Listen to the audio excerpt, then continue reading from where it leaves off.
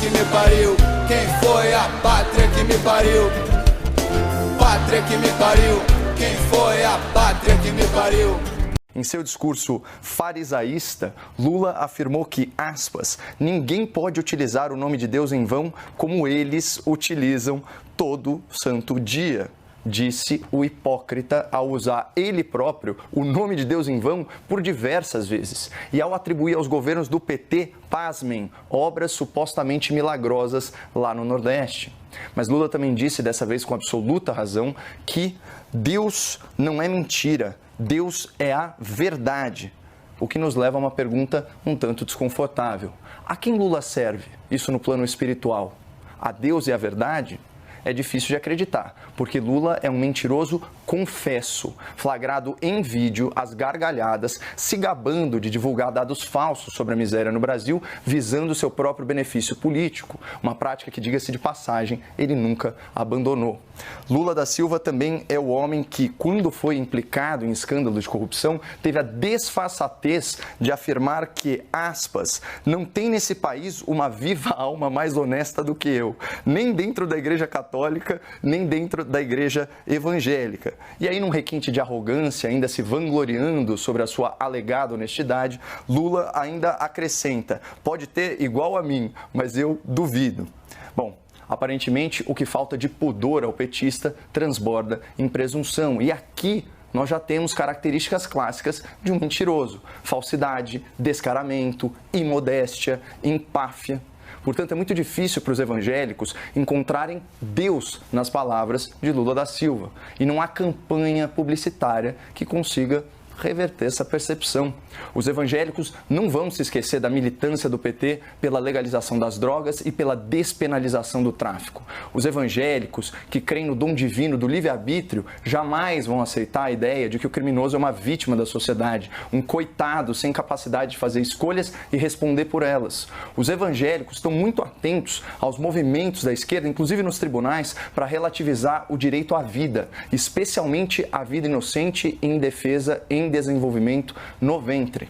Veja, em primeiro lugar, eu queria dizer, Leandro, eu manifesto meu desconforto diante de palavras injuriosas dirigidas ao presidente da República. Eu acho que o debate ele pode ser feito com ideias, com críticas, e a utilização de adjetivos personalizados ao senhor presidente da República, aliás, a qualquer pessoa, ela não enobrece o diálogo.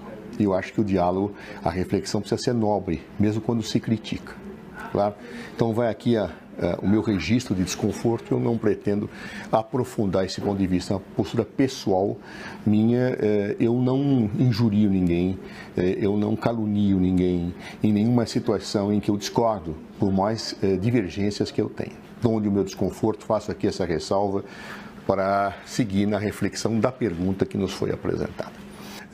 Me recordo da campanha de Dilma Rousseff, a primeira campanha, primeiro mandato, em que uma fake news pegou profundamente e nós tivemos que fazer um esforço muito grande para desmentir que Dilma não havia dito que tinha feito um pacto com o demônio para poder vencer as eleições, algo que era repetido no plano das fake news, que naquele momento, começo de tempos, começava a ganhar corpo e nós não tínhamos a dimensão do que seria isto e do que viria depois. Então o governo precisa comunicar. Se evangélicos, católicos e quaisquer religiões vão concordar com a mensagem, vão simpatizar com a mensagem ou não do governo, do presidente da República, essa é uma questão que efetivamente depende de uma análise política que passa pelo crivo da consciência crítica de cada um e que tem que ser respeitado. O que nós não podemos concordar é com o rótulo, com o preconceito, com a dimensão de demonização de agentes políticos. Então, é absolutamente normal que o governo procure se comunicar.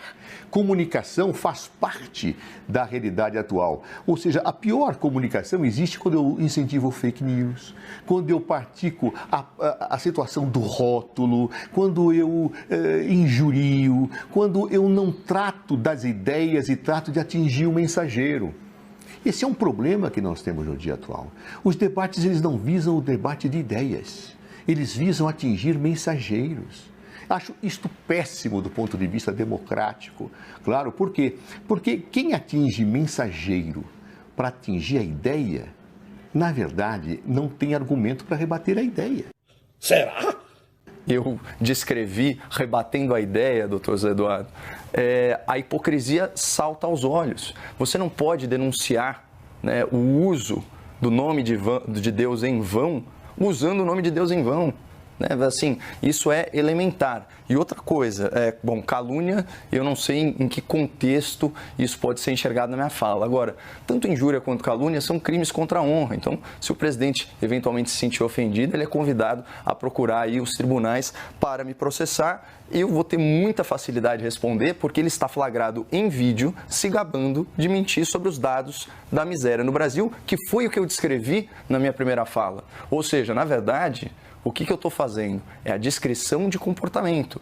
E por que isso é tão importante? Porque, de forma reiterada, o presidente da República mente. Mente sobre os dados da miséria, mente sobre os dados da fome, descumpre promessa de campanha de que não vai nomear amigo, companheiro ou partidário para o Supremo Tribunal Federal. Né? Então, existe aí substância no que eu estou criticando. Eu não estou aqui para dialogar com Lula mesmo, eu estou aqui para criticá-lo, sempre de forma fundamentada, respeitosa, de acordo com o texto da lei. Sobre a suposta fake news a qual você se referiu, Zé Eduardo, só para ilustrar um pouco melhor para o nosso telespectador, o que a Dilma disse, e aqui eu abro aspas, nós podemos fazer o diabo quando é hora da eleição. E isso realmente, né, vai ao encontro do que fez o Partido dos Trabalhadores no Petrolão, né, que foi o quê? Uma manipulação eleitoral pelo financiamento ilegal de campanhas a partir de contratos superfaturados bilionários nas estatais. Agora, falando especificamente sobre a questão dos evangélicos, é muito difícil o governo Lula conseguir reverter essa impressão, não só por questões sensíveis, né, que se diz da pauta dos costumes, que na verdade são pautas sobre direitos fundamentais, não só por isso, mas por toda a visão de mundo mesmo que a esquerda progressista prega, né, que vai na contramão, né, dos valores tradicionais, valores familiares, né, que são prezados pelos evangélicos. Só, se você me permite, a fala do Lula, naquele mesmo evento em que ele confessou a sua real opinião sobre o aborto, ele diz o seguinte: nós, a esquerda, ainda precisamos avançar muito. E essa pauta da família, a pauta dos valores, é uma coisa muito atrasada. Né? Fazer a sociedade evoluir e não participar do retrocesso. Então, pode trocar o slogan quantas vezes for. Se esse é o cerne do pensamento lulopetista, ele não vai muito longe com os evangélicos. Não vai não! Ele não vai não!